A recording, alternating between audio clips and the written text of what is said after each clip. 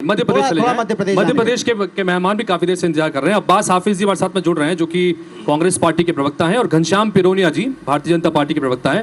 अब्बास हाफिज जी पूर्व विधायक हैं, पूर्व विधायक भी हैं जी, नमस्कार, स्वागत है आपका। और अब्बास हाफिज जी, सवाल आपसे ये कि 29 के 29 सीटों पर इस वक्त भारतीय जनता पार्टी आगे चल रही है। पिछली बार जो एक सीट छिंदवाड़ा आप जीते थे, वहां पर भी 4 से 5 राउंड हो चुके हैं, पीछे चल रहे हैं। क्या प्रतिक्रिया अब्बास जी? देखिए, पहली बात तो यह है कि लोकसभा का चुनाव है, 12-12, 13-13, 15-15 लाख की काउंटिंग है। बहुत से परिणाम अभी बहुत कुछ परिवर्तन देखेंगे, लेकिन आप खुद देख रहे हैं, भिंड हो, ग्वालियर हो, मुरैना हो, खरगोन हो, ये 4 सीट्स पे तो काटो काट नेक टू नेक चल रहा है। कभी भी इनके परिणाम बदलते हैं, कभी भी ट्रेलिंग होती है, लीडिंग होती है। हम आश्वस्त थे और आश्वस्त अभी भी हैं कि हम अच्छे से अच्छा प्रदर्शन करेंगे। भले ही हम 4 से 5 सीटें यहाँ पर अपनी जीत दर्ज कराएं, या जो भी हमारा परिणाम होगा पिछले 20-25 साल में सबसे बेहतर होगा। ये सीट्स तो क्लियर कट दिख रही हैं कि ये नेक टू नेक हैं, और बीजेपी कब इन पे पीछे रही है और कब आगे हुई है, ये सब देख रहे हैं, तो हम आश्वस्त हैं। दूसरी बात ये है कि जो परिणाम सामने दिख रहे हैं, ये बहुत सारी चीज़ों की पोल खोलते हैं। मध्य प्रदेश की अगर आप बात करें, मध्य प्रदेश के संदर्भ में आप मुझे सवाल पूछ रहे हैं, आडवाणी जी ने अपनी किताब में लिखा कि भाई ये बीजेपी की प्रयोगशाला के तौर पर है हमारे लिए। बहुत अच्छा परिणाम बीजेपी के लिए हमेशा से आया है, क्योंकि यहाँ पर भारतीय जनता पार्टी सांप्रदायिकता का कार्ड जो खेलती है, वो फैलाती है, उससे उसको फ़ायदा मिलता है और लोगों का नुकसान होता है। अगर देश की बात करें तो ब्रांड मोदी जैसा कुछ नहीं है, उसकी पोल खुल गई इन परिणामों में जो दिख रहे हैं आपके। मोदी वेव जैसा कुछ नहीं है, उसकी पोल खुल गई। ये सिर्फ पीआर एजेंसीज का काम रहा, और भाजपा के लिए सबसे बड़े नेता या एकमात्र नेता जो रहे हैं वो खुद ट्रेल कर गए शुरुआती राउंड्स के अंदर। तो साफ बताता है कि अगर भारतीय जनता पार्टी जीत का भी दावा कर रही है, पीसीसी में काफी बड़े परिवर्तन हुए थे चुनाव के पहले। अब्बास जी, सवाल सुन लीजिएगा। पीसीसी में काफी बड़े चेंज हुए थे, अध्यक्ष बदले गए थे, और उनके रहते हुए बहुत सारे लोग पार्टी भी छोड़ गए, और अभी इस वक्त 29 की 29 सीटें एक तरफा भारतीय जनता पार्टी के पास जाती दिख रही। बहुत बड़ा स्विच हुआ, हमने देखा। हर बार होता है दल बदल, लेकिन इस बार जैसे उत्सव के तौर पर हुआ, ऐसा कभी दिखाई नहीं पड़ा। 2020 में हुआ, फिर आप इसके बाद भी संभल ना पाए। कितने लोगों को जाने देंगे, सवाल भी उठा। मैं पूछता हूं इन दो चीजों पे, स्विच हुआ इस पर और पीसीसी में बदलाव हुआ, क्या इसका भी अस्थिरता का भी असर है? देखिए, 2 चीज़ें हैं। मैं इस पर यह कहूँगा कि आपने उत्सव की बात करी। उत्सव कार्यकर्ताओं में ऊर्जा भरने के लिए होता है। आज कमलनाथ जी ने जो योगदान है, कमलनाथ जी का या हमारे वरिष्ठ नेताओं का, वो नकारा नहीं जा सकता। जो हमारे युवा नेताओं ने ऊर्जा दी है, उसको भी नकारा नहीं जा सकता है। बहुत कम समय था विधानसभा चुनाव की तैयारियों के बाद, जब हमने लड़ने के बाद आए, 3 महीने बहुत से बहुत होंगे। अगर आप उसमें बहुत बड़े परिवर्तन की अपेक्षा करते हैं तो मुझे लगता है कि अतिशयोक्ति है। दूसरी बात, आप ये देखिए, क्या पिछली बार हम भिंड में इतने कम गैप में, इतने कम मार्जिन से चुनावों के परिणामों में थे? क्या अभी बसपा ने जो बागी कैंडिडेट बन के गए कांग्रेस से, उन्होंने कोई कसर नहीं छोड़ी थी चुनाव के मैदान में, लेकिन फिर भी हम बहुत अच्छी पोजीशन में हैं। क्या मुरैना को कांग्रेस ने पिछले 1 साल पहले सोचा था कि ये परिणाम आएंगे? विधानसभा में अच्छा प्रदर्शन हुआ और मुरैना में भी हमने लीड करी और नेक टू नेक चल रहा। 5 सीटें ऐसी हैं जहां पर कभी भी परिणाम बदल सकते हैं। तो अभी बहुत जल्दी ऑबिचुरी लिख देना, कांग्रेस पार्टी का उठाव ना लिख देना मध्य प्रदेश से, मुझे लगता है ये जल्दबाजी है, और इस बात को हम शायद अभी नहीं कर सकते। हमें कुछ समय इंतजार करना पड़ेगा, और बहुत अल्प समय में बहुत अच्छा प्रदर्शन है। मौजूदा परिस्थितियों पर ही बात कर सकते हैं, भविष्य पर तो फिलहाल बात नहीं होगी, लेकिन मौजूदा परिस्थितियों पर बात है। घनश्याम जी, घनश्याम पिरोनिया साहब, आप क्या कहेंगे? 4 से 5 सीटें, बल्कि कांग्रेस का दावा तो 11 से 15 सीट का है ओवरऑल। एक रिएक्शन ले लूं उनका भी, अब्बास साहब।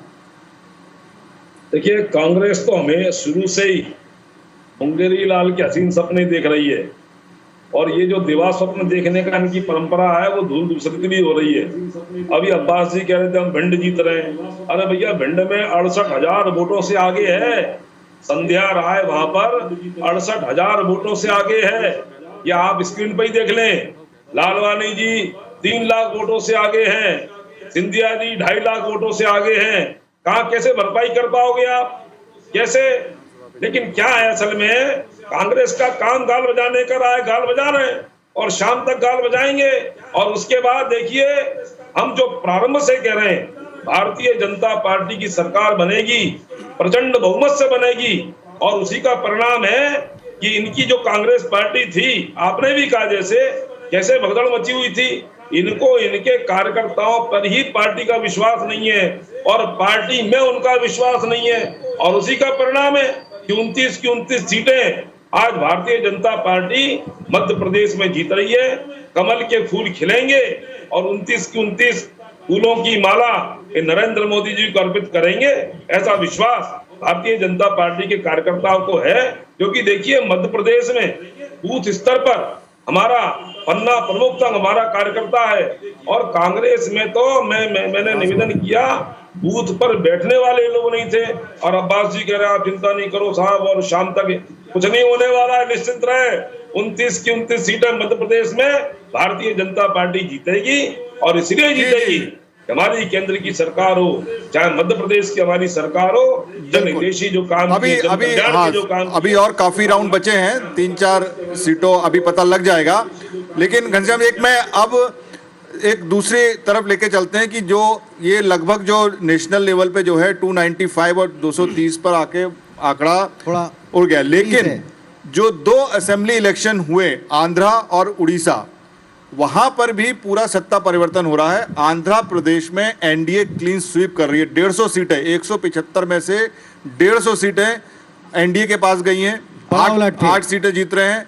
और उड़ीसा में भी सिंपल मेजोरिटी बीजेपी को मिल चुकी है अभी तक के रुझानों में। ये कैसे हुआ? आप में प्रेम प्रकाश जी, 2 जगह आपको एकदम और सरकार बन जाएगी अभी। देखिए, आंध्र प्रदेश में तो होना ही था परिवर्तन, क्योंकि वाईएसआर का, मैं अपने चुनाव के पहले वहाँ गया था आंध्र प्रदेश में, विशाखापट्टनम के पास हमारे यहाँ अक्कुपल्ली के लोग रहते हैं, भिलाई के। एक मिनट मैं आपके पास आ रहा हूं, क्योंकि कुछ बड़ी बातें इस वक्त हम दिखा रहे हैं दर्शकों के लिए। एनडीए को और भारतीय जनता पार्टी को बड़े नुकसान की तरफ ये रुझान बता रहे हैं। नुकसान हुआ है यूपी में, सेंसेक्स 3100 अंक गिरा है, क्योंकि इसका हम लगातार जिक्र कर रहे थे कि जब एग्जिट पोल के नतीजे आए थे तो सेंसेक्स बढ़ा था, लेकिन आज गिरा है और बहुत ज्यादा गिरावट देखने को मिल रही है। यूपी में बीजेपी को बड़ा नुकसान हुआ है। अब तक का जो रुझान, जो तस्वीर बन रही है, उसका अपडेट यही निचोड़ कहता है। मध्य प्रदेश, छत्तीसगढ़ में दोनों जगह पर भारतीय जनता पार्टी बहुत कन्विंसिंग जीत की तरफ बढ़ रही है। सेंसेक्स में 3100 अंक की गिरावट देखने को मिल रही है, यानी कि सेंसेक्स शेयर बाजार ने भी रिएक्ट किया है। जी फ्रेंड। तो आंध्र प्रदेश में चंद्रबाबू नायडू, फिर अपने जो फिल्म कलाकार थे उनके साथ बीजेपी का जो गठबंधन बना, वो उसका लाभ दिखा। उड़ीसा भी हम लोग गए थे प्रचार में, तो उड़ीसा में ये था कि नवीन पटनायक जी के प्रति तो उतना नहीं था, लेकिन नवीन पटनायक जी कुछ नहीं करते। उनके आसपास जो पांडियन और एक और 2 लोग हैं, वो सरकार चलाते हैं। वहाँ के लोगों के अंदर ये था कि बाहर वाला व्यक्ति ही मुख्यमंत्री का काम कर रहा है, और ये तो एक बैठे हुए हैं। तो वहाँ पे भी 25 साल लगातार होने के बाद कोई डेवलपमेंट उस हिसाब से नहीं हुआ, तो वहाँ पे भी लोगों में बदलाव की स्थिति थी। तो ये दोनों जगह हम लोगों को, पूरा एनडीए को उसका लाभ मिल रहा है, और इसलिए शायद उड़ीसा यूनिट ने हमारे जो वहाँ समझौते की पहले बात आप लोगों ने खुद सुनी थी, लेकिन ये कहा कि हम अकेले लड़ेंगे और उसका परिणाम आ रहा है। जी, तो क्या आप कांग्रेस, हालांकि दोनों राज्यों में आपका बहुत बड़ा स्टेक नहीं है, लेकिन क्या आपको लगता है कि खासकर उड़ीसा क्योंकि पड़ोसी देश है, तो उसमें नितिन भाई, तो उसमें आज जो एक नैरेटिव बीजेपी की तरफ से चलाया गया कि उनका कोई काम नहीं करते, पांडियन सारा काम कर रहे हैं, एक तमिलनाडु वाला आदमी वहाँ पे देख रहा है, वो उधर काम कर गया? देखिए, मुझे ऐसा लगता है कि अभी कोई भी बात एकदम से कहना अभी भी जल्दबाजी हो, क्योंकि जैसा कि एग्जिट पोल से जस्ट विपरीत रिजल्ट आपकी स्क्रीन पे दिख भी रहे, मुझे भी दिख रहे हैं और मेरे सारे भारतीय जनता पार्टी के साथियों को भी नजर आ रहे हैं। तो ये अभी तुरंत कह देना कि मैं विधानसभा की बात कर रहा हूँ, विधानसभा की तस्वीर लगभग साफ हो रही है। की भी बात कर रहा हूँ कि उड़ीसा में भी अभी ये आंध्र, उड़ीसा 2 स्टेट हैं जो एक तरह से बीजेपी ने जीत ली। हम लोगों को 2 बजे तक के रुकना चाहिए। और क्या रिजल्ट है, मुझे लगता है तस्वीर काफी साफ होगी, क्योंकि बहुत सी सीटें नहीं, ऐसी वहाँ होती हैं कि आप कांग्रेस लोग भी ये उड़ीसा ही मानते नहीं हैं है। कि दोनों बहुत जगह कम स्टेट में मार्जिन से आगे पीछे कांग्रेस है ही नहीं है। उड़ीसा और रायगढ़ से जुड़ा एक फैक्ट है कि उड़ीसा में विष्णुदेव साय गए, बार बार गए, और रायगढ़ कभी भी, जब से भी रायगढ़ सीट कॉन्स्टिट्यूट हुई है, कभी भी 90,000 91,000 की लार्जेस्ट मार्जिन मिली है। इस बार वो सबसे ज्यादा मार्जिन ले रही बीजेपी में। तो क्या इसको ये सही चयन माना जाए प्रेम प्रकाश जी, विष्णुदेव साय के रूप में छत्तीसगढ़ भाजपा का? नहीं, विष्णुदेव साय जी ने जो जो जनता से वायदे किए थे, प्रमुख आप देखोगे 3 कि एक बोनस देने का वो हुआ, 3100 रुपये में धान खरीदी हुई, 1000 रुपया महतारी बंधन का दिया गया। 500 रुपए में और- सिलेंडर नहीं मिला है। नहीं, 500 में नहीं, जो 500 में गरीबी, सिलेंडर नहीं मिला है प्रेम प्रकाश भैया, वो मेरी बहन बैठी बाजू में, पूछो मिला नहीं, क्या? 500 में गरीबी रेखा के नीचे वाले को 500 में देने की बात थी, जो हम लोगों ने तो वो भी नहीं मिला है ना भैया, ये कैसे बात है? नहीं, तो उसका सब्सिडी और पूरा देंगे। पैसा भी जो है महतारी बंधन योजना का जो आप लोगों ने काट छाट किया, वो पैसा नहीं, proper मिला। 70 लाख लोगों को मिल रहा है। 70 लाख जीएसटी में जितनी लूटपाट मची हुई है, आप पता कीजिए, रेत में और शराब में जो विष्णुदेव की सरकार में काम हो रहा है, आप उसके बारे में उस पर भी थोड़ा प्रकाश डालिए। जीएसटी में कितनी लूटपाट हो रही है।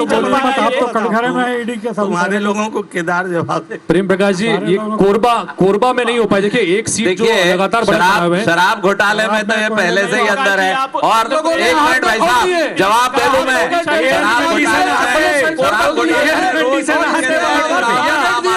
रेत घोटाले में ये पहले से फंसे हुए हैं। सीधी बात है। जो और टारगेट मैं फिर अचीव से नहीं कह रहा हूं उसको आपको, हटा दिया। अरे भैया, बड़ी बड़ी बात करते हैं, शराबबंदी की, एयर कंडीशन आते खोल रहे हैं लोग, शराबबंदी एयर कंडीशन आते खोल रहे हैं भैया। एक आदमी कितनी बार गिरफ्तार हो रहा है, कहीं ईओडब्ल्यू में, कहीं ईडी में, कहीं वो तो देखिए, खुद ही बोल रहे हैं, कितने घोटाले कर EOW में, रखे हो? एक भी कांग्रेसी का नाम बताओ, एक भी कांग्रेसी का नाम बताओ। शुरू किए हैं, नाम आ रहे हैं। जितने घोटाले करोगे उतने तो ऐसे ही चलता चलिए, हो गया साहब, हो गया। केदार जी, एक मिनट केदार जी, एक मिनट पास लीजिए, एक आपके मिनट। भूपेश बघेल की सरकार को जनता ने विदा किया और आज भी विदा कर रहे हैं। 11 में 10 सीटों में देश से भारतीय जनता पार्टी को विदा कर रहे हैं। और मध्य प्रदेश में 19 में आगे हैं। ठीक है केदार जी, एक और आंकड़ा देखिए जरा। इस वक्त मुरैना से भी अपडेट है, बीजेपी प्रत्याशी को लेकर एक अपडेट है। 6000 के ऊपर के लीड है, जहां का जिक्र अभी चल रहा था, भिंड का, मुरैना का, मध्य प्रदेश के गेस्ट भी हमारे साथ जुड़े हुए हैं। उस इलाके में भी बड़े उलटफेर रहे हैं। और हितेश हमने देखा है कि वहां इस बार जिस अंदाज में इलेक्शन लड़ा गया था 2020 के बाद, जो वहां सत्ता परिवर्तन हुआ था, उसके बाद ये इलेक्शन लोकसभा के सबसे इंपॉर्टेंट रहे। और वहां भी आप देखिए, इस पूरे इलाके में भारतीय जनता पार्टी की स्ट्रेटेजी काम करती दिख रही है। बिल्कुल पूरा ग्वालियर चंबल संभाग, जिसमें ग्वालियर है सीट, मुरैना वहां से सीट है, और यहाँ पर जातिगत समीकरणों को ध्यान में रखते हुए भी टिकट का वितरण किया गया था। बहुत सोच समझ के यहाँ पर चीजें उतरी थी, लेकिन अभी तक जो स्थितियां वहां पर बन रही हैं, सब कुछ भारतीय जनता पार्टी के पक्ष में जाता हुआ ही नजर आ रहा है। भिंड से संध्या राय वर्तमान में भी सांसद हैं, यहाँ से फूल सिंह बरैया को मैदान में उतारा था और वो यहाँ से पीछे चल रहे हैं। ग्वालियर सीट में 2 विधानसभा चुनाव के हारे हुए प्रत्याशियों के बीच मुकाबला था। यहाँ पर भारत सिंह कुशवाहा और प्रवीण पाठक के बीच मुकाबला था, लेकिन यहाँ पर भी बीजेपी आगे चल रही है। इंदौर से भी बड़ा अपडेट है, 6 लाख से ऊपर की लीड हो गई। 6 लाख से ऊपर शंकर लालवानी की जो लीड हो गई है, भारतीय जनता पार्टी के और कैंडिडेट है। 1 लाख के करीब यहाँ पर नोटा चला गया है। तो ये भी बताइए, लगातार हम बताते ये जाएं। 2 आंकड़े बड़े दिलचस्प हैं। मध्य प्रदेश के गैस के पास हम चलेंगे इसी बात को लेकर के। हाफिज, माफ कीजिएगा अब्बास साहब, जिस अंदाज में मध्य प्रदेश में इंदौर का चुनाव है, इसमें आप देखें 1 लाख के आसपास नोटा, लेकिन इसके बावजूद लीड जो है 6,60,000 के आसपास की।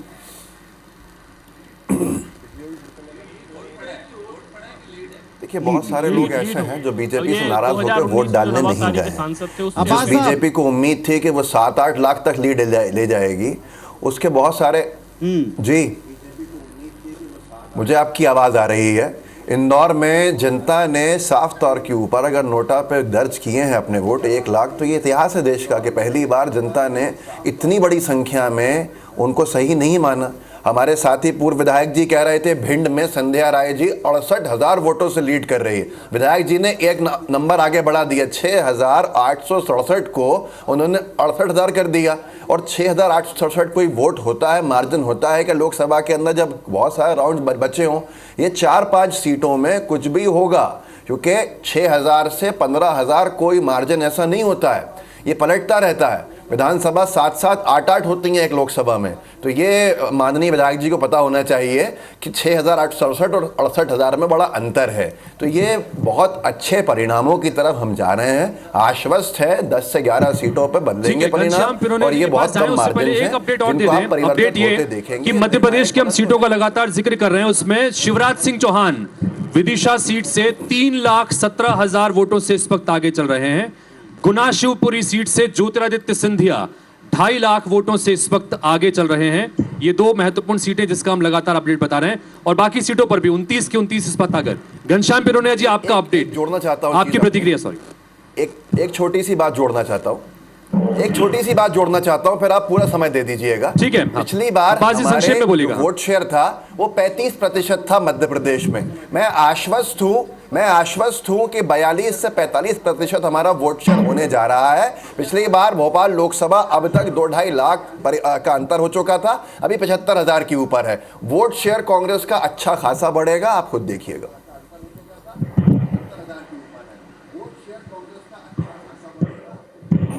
चलिए, बहुत अच्छी बात है। घनश्याम जी, आगे उत्तर दीजिएगा। एक तो आपके बड़े बड़े लीडर्स बड़े बड़े मार्जिन से आगे हैं, लेकिन जो 51% वोट शेयर, चूंकि उन्होंने वोट शेयर बता दिया तो मैं आपसे भी पूछता हूं, 51% का टारगेट है बीजेपी की नर्सरी में, जहां कहा जाता है कि वहां सबसे बढ़िया संगठन है या ढांचा है। देखिए, अभी अब्बास जी बोल रहे थे फिर से अपने बारे में आंकड़े बताकर, वोट प्रतिशत बढ़ाकर कि खुश होना है तो होने में कोई अर्थ नहीं है। लेकिन कुल मिलाकर के देखिए, परीक्षा में जो परिणाम आता है वो 1 अंक से भी आता है और लाखों अंक से भी आता है, और अंततोगत्वा जीत हमारी होने वाली है। दूसरी रही बात, अभी इन्होंने जैसे हमेशा कांग्रेस की मानसिकता भ्रम फैलाने की रहती है, वो भ्रम अभी भी इनके बयान से ध्यान में आ रहा है। मैं ग्वालियर का रहने वाला हूँ। ग्वालियर चंबल संभाग में जिस प्रकार से इन्होंने और इनके अनुयायियों ने आज से 2-3 साल पहले इस प्रकार का वातावरण बनाया था, संविधान खत्म होने वाला है, आरक्षण खत्म होने वाला है, और जिस प्रकार से वहां वातावरण निर्मित हुआ, कहीं ना कहीं जनता देखिए इस बात को भली भांति से समझती है। कहीं संविधान समाप्त नहीं हो रहा, कहीं आरक्षण समाप्त नहीं हो रहा है, लेकिन भ्रम फैलाकर वोट की राजनीति करना, वोट कबाड़ना, लेकिन पिरोनिया और खासतौर पर अनुसूचित साहब एक रिकॉर्ड मध्य प्रदेश में और बन रहा है। अगर जीतों का रिकॉर्ड बन रहा है तो नोटा का भी रिकॉर्ड बन रहा है। बिहार का जो आंकड़ा था उसके बहुत पार, 94,000 के आसपास नोटा के ऊपर, 94 से 96 के बीच में ये नोटा पड़ गया अब तक का, उन्हीं शुरुआती राउंड्स में जिनका जिक्र आप कर रहे हैं।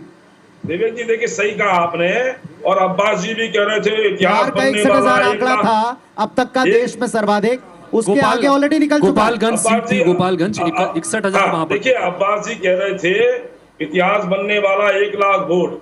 अरे भाई, कांग्रेस का प्रत्याशी नहीं है, और कांग्रेस के प्रदेश अध्यक्ष ने, जीतू पटवारी जी ने ये वहां पर अपने मंच पर भाषणों से कहा नोटा का उपयोग करने के लिए। अब कांग्रेस के कार्यकर्ता, कांग्रेस के लोग, कांग्रेस की विचारधारा के लोग तो नोटा पर वोट डालने जा ही रहे। जनता जनार्दन या आम जनता से इसका कोई लेना देना नहीं है। कांग्रेस के तो वोट होंगे ना, तो कांग्रेस का प्रत्याशी वहां से हट गया, कांग्रेस का प्रत्याशी वहां मैदान में नहीं है, और फिर ये कहना कांग्रेस के कार्यकर्ता डाल रहे हैं ये लाख के आसपास वोट, रिकॉर्ड बहुमत नोटा वाले। उन्हीं जी जो सवाल कर रहे हैं वही मैं करने वाला था कि क्या नोटा का जो वोट है वो कांग्रेस का वोट माना जाए? वोट डले थे अब्बास जी, तो इस बार 11 लाख से 10 लाख वोट, 10 लाख से 11 लाख वोट डलेंगे। वो जो प्रबुद्ध जनता जनार्दन का वर्ग है उसने तो जाके वोट डाला ही नहीं है, नाराज होकर इनसे, जो इनके पक्ष में वोट डलने वाला था, लेकिन वही इनके पक्ष में नहीं डला, क्योंकि इन्होंने जिस तरह से लोकतंत्र की हत्या करी वो जनता को वहां पसंद नहीं आया। कांग्रेस के प्रत्याशी के ऊपर धाराएं बढ़वा के, जेल में डालने का डर दिखा के और उसको हाईजैक करके ये सारे जतन करने पड़े हैं बीजेपी को, तो आप खुद सोच सकते हैं कि बीजेपी की हालत क्या थी अगर मैं प्रत्याशी गायब कर दूं सामने एक पार्टी का और उसके ऊपर ऐसे डराने धमकाने का काम करूं जो स्पष्ट हो जाए बाद में धाराएं बढ़ के और उसके अरेस्ट वारंट निकल के, तो साफ हो जाएगा कि आपने क्या खेल वहां पे किया। तो जनता का नाराजगी तो यह है कि वो वोट डालने गई नहीं है, और हम कह रहे हैं कि बहुत बड़े वर्ग में कार्यकर्ता से ही आता है। एक जो बिग पिक्चर जो निकल के आ रही है कांग्रेस के साथी, और हमारे केदार जी बैठिए, आप बैठ जाइए। एक जो बिग पिक्चर जो निकल के आ रही है, मैं आप लोगों से इसका रिएक्शन लेना चाहूंगा कि देखिए इस पे जो आंकड़ा आके अटक गया है 295 229। केदार जी, जो बड़ी स्विंग स्टेट थी महाराष्ट्र, बंगाल और आपका ये दो बड़े राज्य, जहाँ पे कि महाराष्ट्र में आपने जिस तरीके से सरकार बनाई और बंगाल में जिस तरीके से आप 30 सीटें जीतने की बात कर रहे थे, बंगाल में इस समय आप केवल 10 सीटों पर आगे हैं, पिछली बार का भी आंकड़ा नहीं छू पा रहे। और इसी तरह से महाराष्ट्र में भी 48 सीटों में से केवल आप 14 सीटों पर ही इस समय आगे चल रहे हैं, बाकी पूरे शिवसेना जो उद्धव ठाकरे की है वो अकेली क्या कहते हैं 12 सीटों पर आगे है। तो क्या ये जो आपका जो महाराष्ट्र में जो कदम रहा वो जनता को वहाँ पे पसंद नहीं आया? लोग अभी भी बाला साहब ठाकरे की जो जन शिवसेना है उसी को पसंद करते हैं, और बंगाल में तो लगता है आपका संदेश खाली संदेश पहुंचा नहीं जनता तक।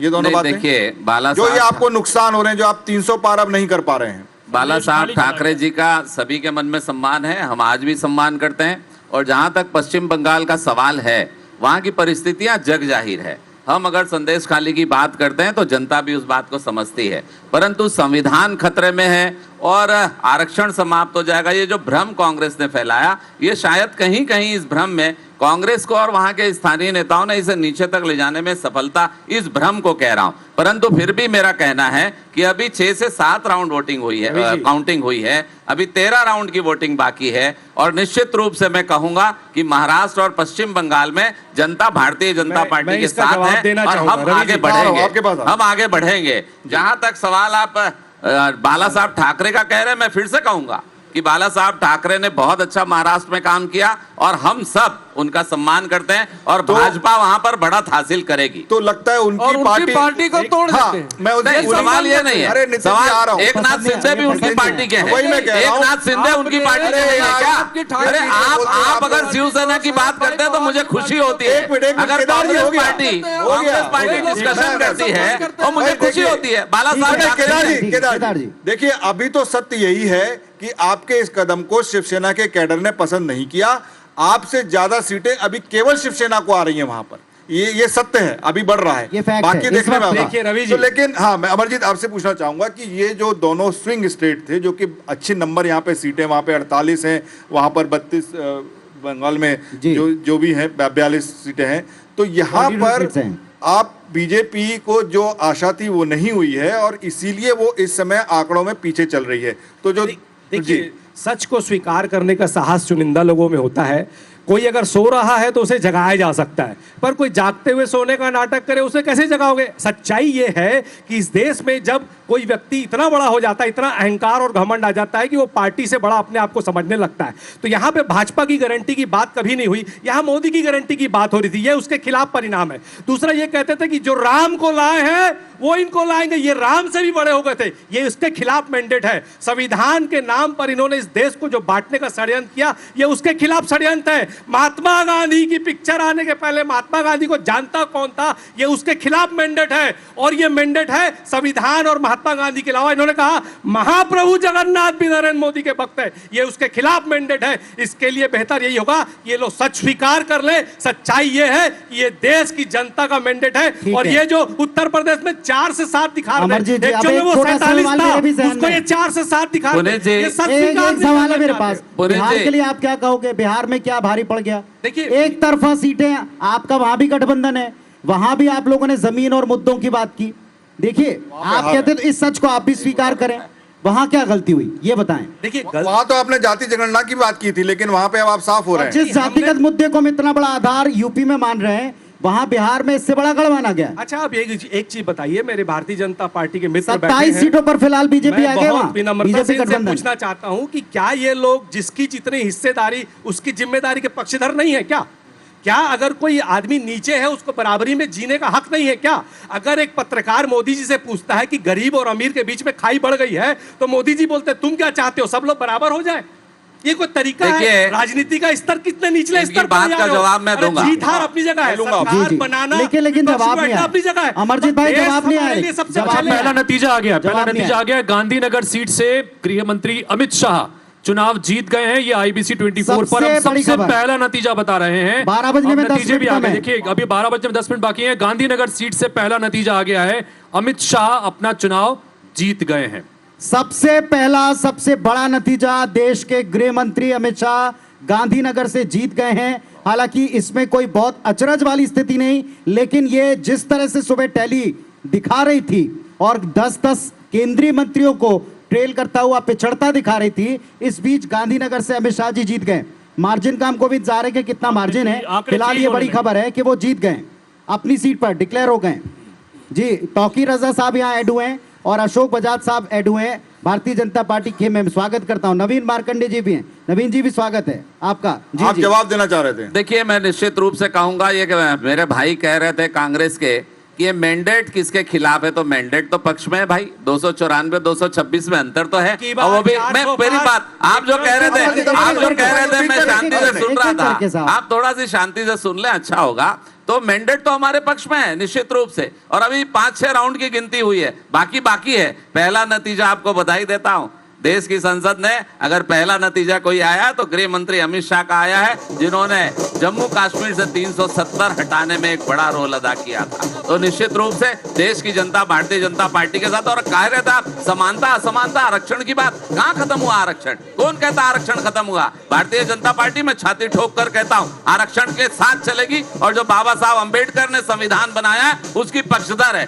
दूसरी बात, आप संविधान की बात कर रहे थे, संविधान 106 बार परिवर्तित हुआ आजादी के बाद, और 80 बार कांग्रेस पार्टी ने संविधान में परिवर्तन किया है। उससे सबसे बड़ी बात मैं कहूं, संविधान में अगर किसी ने छेड़छाड़ सबसे ज्यादा की, उसकी संप्रभुता को खत्म करने का प्रयास किया, तो 1975 में आपने आपातकाल लगाया और उसकी जो मूल भावना है उसके साथ छेड़छाड़ की। इसलिए अपने गरेबा को झांको। तीसरी बार, अब की बार फिर से मोदी सरकार आ रही है, तो निश्चित रूप से जो मैंडेट है वो मोदी जी के साथ है, और गारंटी तो मोदी की है ना, जिम्मेदारी उनकी है, वो प्रधानमंत्री है। प्रधानमंत्री के रहते हुए अगर हम कहेंगे मोदी की गारंटी, तो कहां गलत? अमित शाह जी के जीत के विषय पर 370 के कसीदे गढ़ रहे हैं मेरे साथी।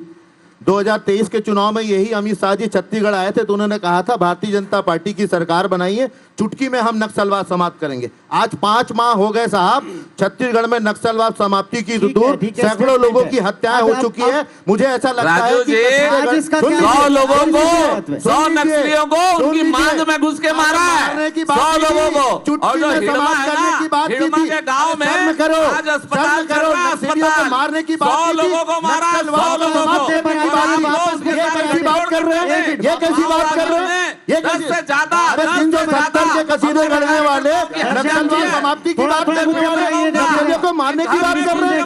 पुनीत जी ये व्यवस्था कैसी है? अभी तक तो आप कह रहे थे कि मैं औरों को रोकना चाहूंगा। स्टार जैन का रुख करेंगे, स्टार जैन का रुख करेंगे। स्टार आपके पास आ रहे हैं, अपडेट दीजिए। केदार जी रुकना पड़ेगा, केदार जी रुकना पड़ेगा, जनता पार्टी बिल्कुल बर्दाश्त करने वाली नहीं है। केदार जी रुकना पड़ेगा।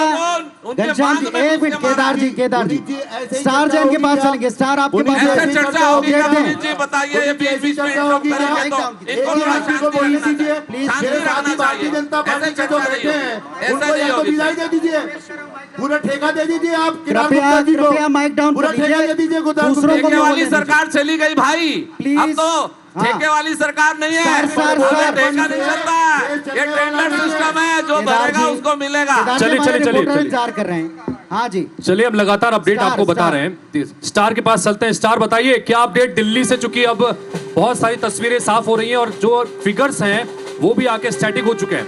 295 के आसपास एनडीए, 294 इस वक्त और 226 पे इंडिया। आप इस वक्त कहां दिल्ली में मौजूद है बताइए, और क्या अपडेट वहां पर देख पा रहे हैं?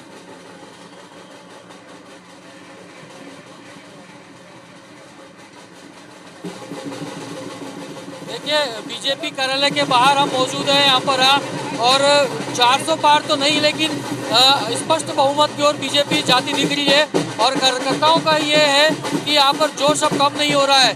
बीजेपी कार्यालय के बाहर हम मौजूद हैं और यहाँ पर लोग यहाँ पर आने लगे हैं, जश्न मनाने लगे हैं। और इधर उत्साह की बात करेंगे, देखिए ये बताइए शंख ज्यादा है।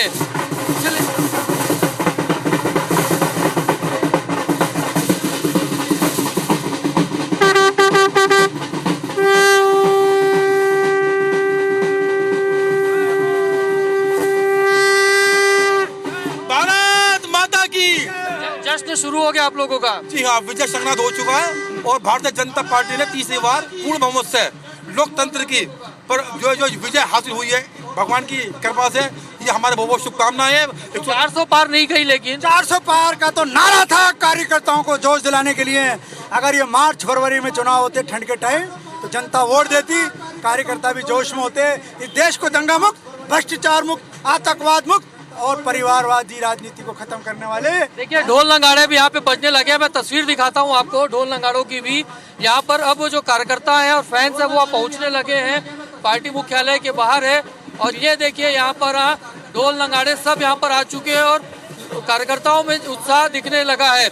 जैसा कि बात कर रहे थे शुरू में 400 पार का, तो उनका कहना है कि ये सिर्फ कार्यकर्ताओं में जोश दिलाने के लिए था, लेकिन जीत होती है और बीजेपी तीसरी बार। और देखेंगे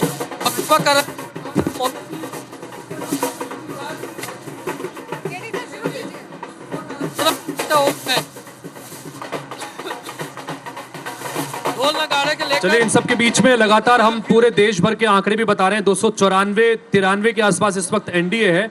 और अगर सीट वाइज, पार्टी वाइज देखें तो भारतीय जनता पार्टी के उम्मीदवार इस वक्त 234 सीटों पर आगे चल रहे हैं। एक सीट का नतीजा आ गया है गांधीनगर सीट पर, यानी कि कुल मिलाकर 234-235। और कांग्रेस इस वक्त 99 सीटों पर कांग्रेस के उम्मीदवार देश भर में अलग अलग जगहों पर आगे चल रहे हैं। ये इलेक्शन कमीशन के फिगर आपको हम बता रहे हैं। समाजवादी पार्टी 35 सीटों पर आगे चल रही है। और ये देखिए, ये जो बड़ा बदलाव ओवरऑल फिगर में आया है इंडिया गठबंधन का, उसमें एक बड़ा फैक्टर समाजवादी पार्टी है। क्योंकि 43 सीट पर इस वक्त उत्तर प्रदेश में गठबंधन आगे है, उसमें से अकेले समाजवादी पार्टी 35 सीटों पर आगे। और तृणमूल कांग्रेस 31 सीटों पर। एक बार फिर से पश्चिम बंगाल में ममता बनर्जी का जादू चलता हुआ नजर आया, क्योंकि ये वो राज्य था जहां पर भारतीय जनता पार्टी बहुत बेहतर उम्मीद की इस बार कर रही थी, क्योंकि पिछली बार के चुनाव में 18 सीट जीतने में यहां पर कामयाब हुई थी। लेकिन इस बार 31 सीट पर यहां पर टीएमसी आगे चल रही है। डीएमके 21 सीटों पर इस वक्त आगे चल रही है। ये 39 सीटें जो कुल मिलाकर तमिलनाडु की है वहां की। और तेलुगु देशम पार्टी आंध्र प्रदेश में 16 सीट पर आगे। और आंध्र प्रदेश में विधानसभा चुनाव में भी तेलुगु देशम पार्टी की सरकार बनने जा रही है। टीडीपी और भारतीय जनता पार्टी का यहां पर गठबंधन था। शिवसेना उद्धव ठाकरे ग्रुप, जिसका हम लगातार गुट कर रहे हैं कि बहुत बेहतर स्थिति में है, 11 सीटों पर इसके उम्मीदवार अभी आगे चल रहे हैं। एनसीपी इस वक्त 8 सीटों पर आगे चल रही है। तो कुल मिलाकर ये मोटी मोटी स्थिति यहाँ पर बन रही है। और राज्यवार भी हम बता रहे हैं। साउथ के बारे में भी आपको बता दूं, साउथ के जिन 5 से 8 राज्यों की बात कर रहे थे, इसमें आप देखें तेलंगाना में 17 सीटों पर भारतीय जनता पार्टी के लिए अच्छी खबर है। लेकिन तमिलनाडु में आप देखें, इन सीटों में से तेलंगाना में 8 सीटों पर फिलहाल लीड बनी हुई है 17 में से, जबकि तमिलनाडु में केवल 1 सीट ऐसी है जिस पर बढ़त है। और 36 के ऊपर कांग्रेस पार्टी उनके तमाम सहयोगियों के लिए अच्छी खबर है। लेकिन कर्नाटक इनको सपोर्ट कर रहा है 28 में से 20 सीटों के साथ में। ये देखें आप साउथ की स्थिति। तो दक्षिण के राज्यों में भी मिला जुला असर आपको देखने को मिल रहा है। पुनीत जी, इस वक्त छत्तीसगढ़ से भी एक खबर सामने आ रही है। रायपुर से बीजेपी की लीड एक बार फिर से बढ़ चुकी है। यहाँ पर 1,17,100 वोट से बृजमोहन अग्रवाल बढ़त पर लिए हुए हैं। 1 लाख वोट से अधिक अंतर से बृजमोहन अग्रवाल इस वक्त आगे चल रहे हैं। रायगढ़ में राधेश्याम राठिया 74,000 वोट से लीड लिए हुए हैं। ये बड़ा अपडेट। राजनांदगांव में भूपेश बघेल 10,000 वोटों से फिलहाल पीछे हो गए हैं। ये इस वक्त का अपडेट है। कोरबा से ज्योत्सना मान 4,000 से कुछ अधिक वोटों से आगे लीड में। हमारे साथ में राम अवतार तिवारी जी, वरिष्ठ पत्रकार भी यहाँ पर जुड़ गए हैं। आपसे भी बात करते हैं। राम अवतार जी, जिस दिन एग्जिट पोल के आंकड़े आए थे तब भी हम आपसे चर्चा कर रहे थे, और आज एग्जिट जो नतीजे सामने आ रहे हैं, तस्वीर धीरे धीरे अब साफ होती जा रही है। चूंकि 12 बज चुके हैं, बहुत ज्यादा अंतर अब इसके बाद आएगा ऐसा लगता नहीं, और यही वजह की जश्न बनने लगी। आप किस तरह से देख रहे हैं? क्या इसी तरह के फिगर्स की उम्मीद आप कर रहे थे या ये चौंकाने वाला है? चौंकाने वाला है। 29 की 29 सीट बीजेपी जीत रही है। देश में भी एक अलग माहौल है। हालांकि 400 तो नहीं छू पाए, लेकिन कुछ लग रहा है। एक बार हम जीत चुके हैं पूरे की पूरी सीटें। अब मुझे पक्का याद नहीं है, मगर हम जीत चुके हैं। लेकिन इस बार कहीं भी मैं मध्य प्रदेश के बारे में हमेशा एक ही बात कहती हूँ, जब तक मध्य प्रदेश का संगठन मजबूत है, मध्य प्रदेश में भारतीय जनता पार्टी की नींव मजबूत है, और इसके कारण मध्य प्रदेश में हम आवश्यकता अनुसार जैसे चाहे वैसे रिजल्ट हम लाने में सक्षम हो जाते हैं जब सब एक्टिव हो जाते हैं। तो एक तो ये कारण है कि हर जिले में संगठन मजबूत है।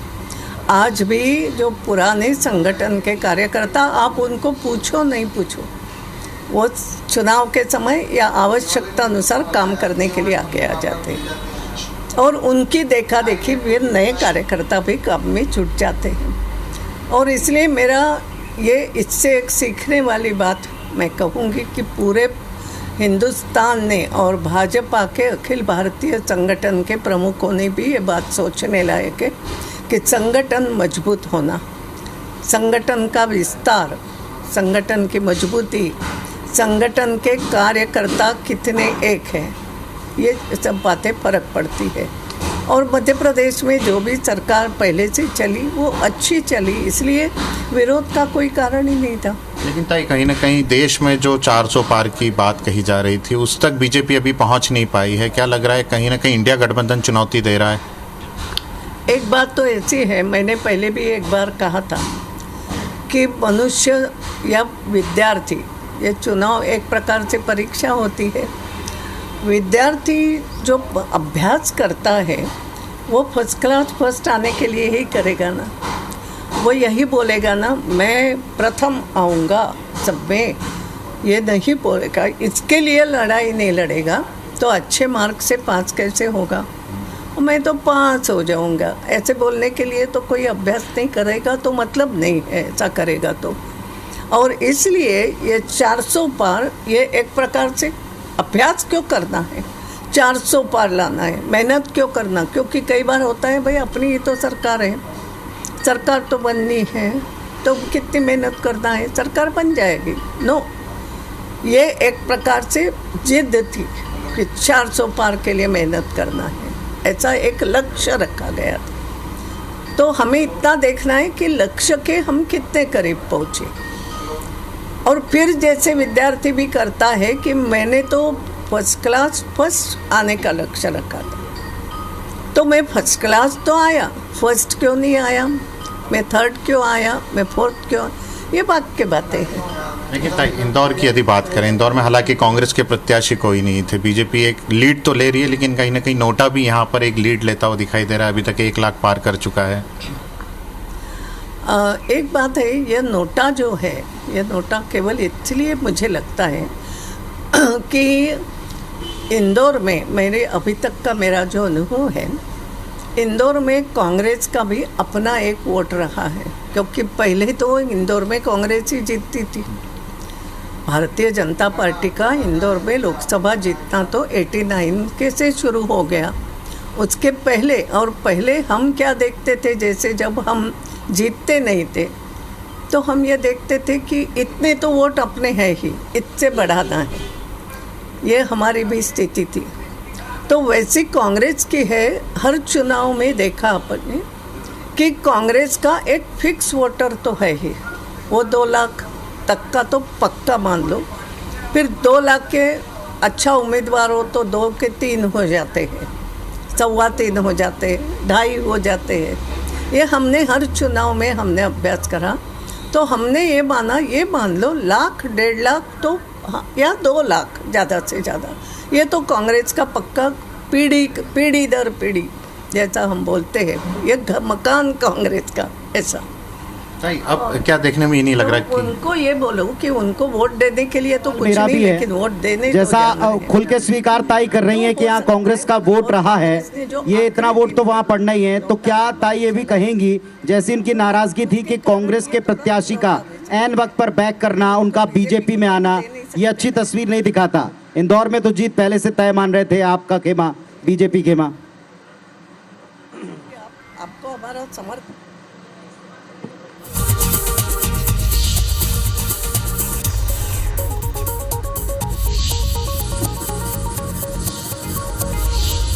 बड़े अपडेट्स इस वक्त हम अपने दर्शकों को दे दें। रिजल्ट को लेकर बड़ी बातें आप देखें। आंध्र प्रदेश विधानसभा में एनडीए बम्पर बहुमत प्राप्त कर चुका है। मध्य प्रदेश में इंदौर में नोटा का एक रिकॉर्ड बन गया। 1 लाख वोट नोटा में पड़ गए, उसके ऊपर आंकड़ा जा रहा है। गांधीनगर में पहली जीत हो गई अमित शाह की, यानी आज की तारीख की जीत। जेडीयू टीडीपी से कांग्रेस पार्टी बात कर सकती है, संकेत मिल गए। और आंध्र प्रदेश में एनडीए को बहुमत है। इंदौर में नोटा का रिकॉर्ड बन गया बिहार के बाद। 61,000 वोटों के बाद 1 लाख वोट नोटा को मिले। ये देश में अपने आप में एक रिकॉर्ड है। इन बड़ी बातों में एक और भी है। वाराणसी से प्रधानमंत्री नरेंद्र मोदी लगभग 2,20,000 वोटों से आगे हैं पुनीत जी। ये एक बड़ा अपडेट है। तो इस वक्त बड़े अपडेट्स आपको दे रहे हैं। रिजल्ट आ चुके हैं। सूरत का रिजल्ट एक पहले आ चुका था, गांधीनगर का रिजल्ट आ गया है और एक इंडिया के फेवर में भी रिजल्ट है। वो कहां से हम आपको बताते हैं।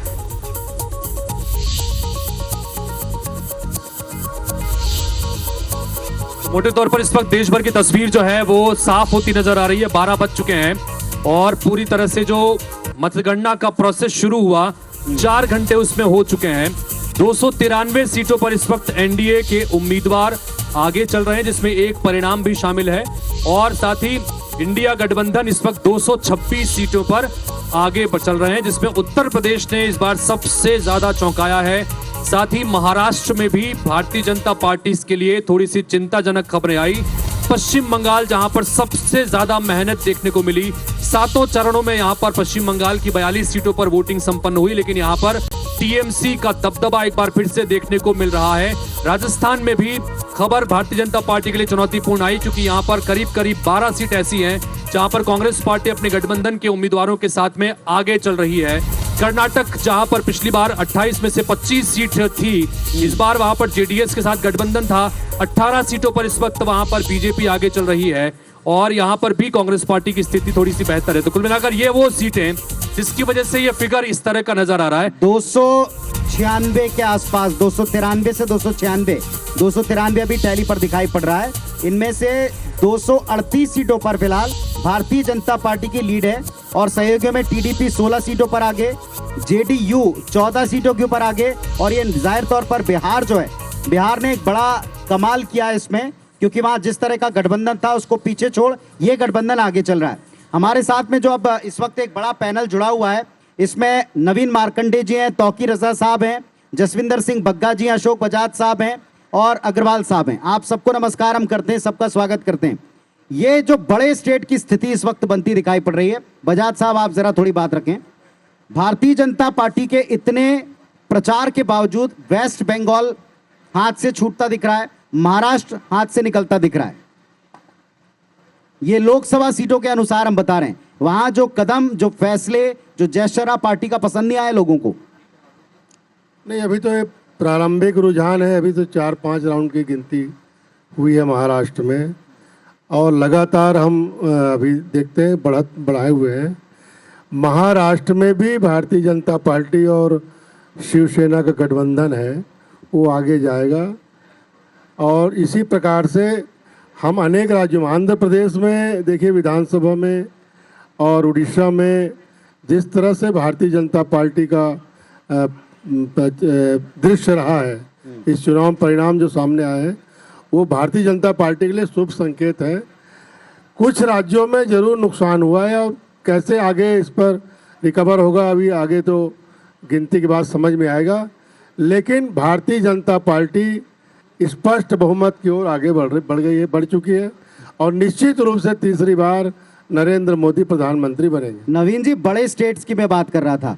बजाज जी ने तो स्वीकार कर लिया कि कुछ स्टेट्स में नुकसान हो रहा है। यूपी में साफ दिखाई पड़ रहा है नुकसान है। महाराष्ट्र में भी कदम या जो गठबंधन रहे वो पसंद नहीं आए, ऐसा दिखाई पड़ रहा है। पार्टी में जो टूट के इल्जाम लगे थे, संभवतः शायद इस तरफ उस कैडर का ध्यान है या वहाँ जो कार्यकर्ता हैं उनका इसके ऊपर नाराजगी है। आप क्या मानते हैं? बड़े बड़े 3 स्टेट, एक उत्तर प्रदेश, एक वेस्ट बंगाल, तीसरा महाराष्ट्र। देखिए, ये मुद्दों के आधार पर हम चुनाव लड़ते हैं, जनता के बीच जाते हैं और हम समझाने की कोशिश करते हैं कि हमारे जो इश्यूज हैं जो हम उठा रहे हैं जो पब्लिक के लिए जनता की सेवा करने के लिए वो उस पर विश्वास करें।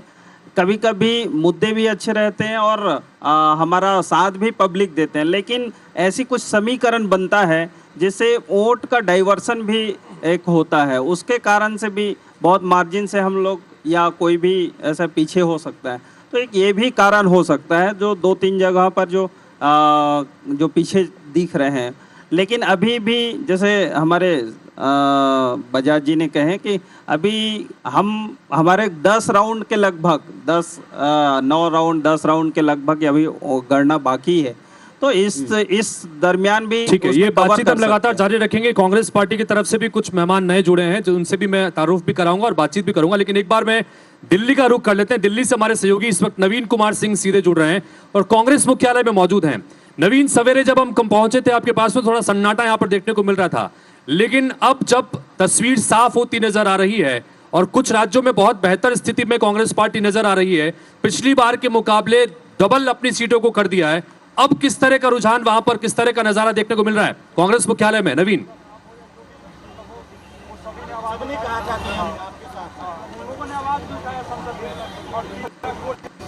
पिछले 2 घंटे में काफी जिस तरीके से इंडिया अलायंस ऊपर उठ रही है, फिगर्स में आगे बढ़ रही है, बाद लगातार AICC में घटनाक्रम तेजी से बढ़ रहे हैं, बड़े पॉलिटिकल डेवलपमेंट हो रहे हैं, कितने सारे बड़े नेता यहाँ पहुँचने की कोशिश कर रहे हैं। एक खबर भी मिली है ताज़ा, शरद पवार मुंबई से दिल्ली के लिए पहुँच जाएंगे।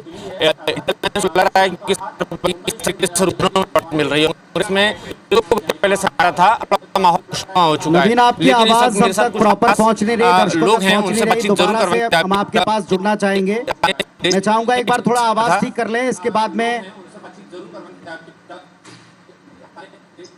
प्रॉपर आपकी आवाज नहीं आ रही, आपकी आवाज दोबारा। हालांकि एक अपडेट उन्होंने दिया पुनीत, वो ये कि शरद पवार अब मुंबई से दिल्ली के लिए रवाना हो गए हैं और गतिविधियां जो है वो काफी ज्यादा तेज हो गई हैं कांग्रेस मुख्यालय में। वहां से नवीन से एक बार फिर से हम संपर्क साधने की कोशिश करेंगे, उनसे बात करेंगे। यहाँ से चूंकि अब प्रमोद दुबे जी हमको नजर आ रहे हैं, कन्हैया अग्रवाल जी हैं, अमित साहू जी, बहुत बहुत स्वागत है आपका भी। अजय साहू, नमस्कार। तो क्या ये जो तस्वीर बन के आ रही है छत्तीसगढ़ में, हालांकि आशातीत परिणाम नहीं है, 10-1 की स्थिति बन रही है, सिर्फ 1 सीट पर आपका उम्मीदवार आगे है, देश भर की स्थितियां जो बन रही हैं, क्या प्रतिक्रिया? प्रमोद जी बताइए। बड़े स्टेट पर मैं आपका भी जानना चाहूंगा, एक मत जानना चाहूंगा।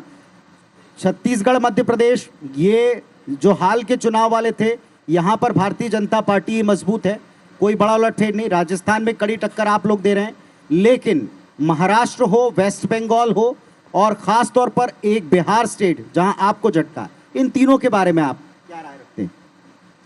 देखिए पुनीत जी, इस पूरे लोकतंत्र में हम लोगों ने बहुत चुनाव देखे, लेकिन अभी का जो चुनाव था वो बड़ा पृथक चुनाव था हमारे लिए, क्योंकि हमारे हाथ पैर को बांध दिया गया था, हमें समुंदर में फेंक दिया गया था और भारतीय जनता पार्टी को अलग से तैरने के लिए 2 जहाज दे दिए गए थे कि इसमें आपको पार करना है। भारतीय जनता पार्टी से केवल हमारा मुकाबला नहीं था, जिस प्रकार से ED, IT, CBI एक प्रकार से अप्रत्यक्ष रूप से चुनाव लड़ रही थी और उसके मॉनिटरिंग करने का काम भारतीय जनता पार्टी के लोग कर रहे थे। गली गली में पान ठेला के पास ED वाले खड़े थे, कांग्रेस परिवार के जो लोग थे उनको उठा करके चुनाव प्रचार करने के बजाय पूछताछ के लिए ले जाते थे। तो इन परिस्थितियों में पुनीत जी हमने चुनाव लड़ा, पहली चीज़ ये पूरे देश के अंदर हम लोगों ने देखा। दूसरी चीज़, मैं आपके उस मूल विषय में आता हूँ कि हम कारगिल के युद्ध जैसा युद्ध लड़ रहे हैं, हम नीचे से लड़ रहे हैं और ये ऊपर से लड़ रहे थे, जो लगातार हमारे ऊपर फायरिंग चल रही थी, लेकिन जनता का आशीर्वाद हमारे साथ था, हमारी कार्यशैली उन्होंने देखी। मैं बहुत दिनों तक, लगभग 15 से 20 दिनों तक उत्तर प्रदेश में था। उसके बाद आपके लोकप्रिय चैनल में मैंने आकर के एक बात कही थी डंके की चोट पर कि उत्तर प्रदेश का परिदृश्य पुनीत जी आपको बदला हुआ लगेगा। उसका कारण बहुत सारा था कि भारतीय जनता पार्टी वहाँ जो चुनाव लड़ रही थी, वहाँ एक तो आपसी गुटबाजी बहुत थी, पहली चीज़। दूसरी चीज़, पूरे देश में भारतीय जनता पार्टी 2019 में 75 वादे करके आई थी। उन 75 वादों पर भारतीय जनता पार्टी का एक भी नेता बात नहीं करना चाहता जी। तो ये सारी वो चीज़ें थी जिसको जनता के समक्ष जाकर तो बताना था। लेकिन प्रमोद जी, जहां आपकी वो बात याद है कि वहां सपा का बड़ा असर है, वो एकदम सच निकला। आपके जो यूपी के लड़कों में सपा वाले वो एकदम कमाल का काम कर रहे हैं, वो बहुत अच्छी तरह लीड दिला रहे हैं। लेकिन बिहार में फिर वही आपकी यंग ब्रिगेड जो है उतनी कामयाब नहीं दिख रही। पुनीत जी, अभी थोड़ी सी जल्दबाजी होगी, बिहार के भी रिजल्ट आपको इसी वक्त पर हम दोनों को ही देख रहे हैं ना। नहीं, ठीक है, कहीं कहीं देखिए आप मार्जिन जो है वो 1000 से 10,000 के बीच में आप सीटों का, ठीक है, आप मतांतर देखिए। चलिए, इस पर बातचीत हम लगातार करते रहेंगे। एक बार पूरा का पूरा अपडेट दे दें। अभी तक की जो तस्वीर बनी है, करीब करीब 4.25 घंटे हो चुके हैं काउंटिंग को शुरू हुए। 298 सीटों पर इस वक्त एनडीए के उम्मीदवार आगे चल रहे हैं। इसमें एक परिणाम भी शामिल है, इंडिया गठबंधन के उम्मीदवार जो हैं वो 226 सीटों पर इस वक्त आगे चल रहे हैं। और ये कांटा यहां पर आकर आसपास अटक गया है। उत्तर प्रदेश में 36 और 43 की स्थिति है। 43 सीटों पर इस वक्त इंडिया गठबंधन आगे, छत्तीसगढ़ में 10 सीटों पर इस वक्त बीजेपी आगे, 1 सीट पर ज्योत्सना महंत कोरबा में लगातार बढ़त बनाए हुए हैं। मध्य प्रदेश में 29 के 29 सीटों पर भारतीय जनता पार्टी आगे। और तमाम जो अपडेट्स हमारे पास में आ रहे हैं उसका अपडेट भी लगातार आपके सामने रख रहे हैं। पूरा पैनल हमारे साथ में बना हुआ है, संवाददाताओं की पूरी फौज लगातार बनी हुई है।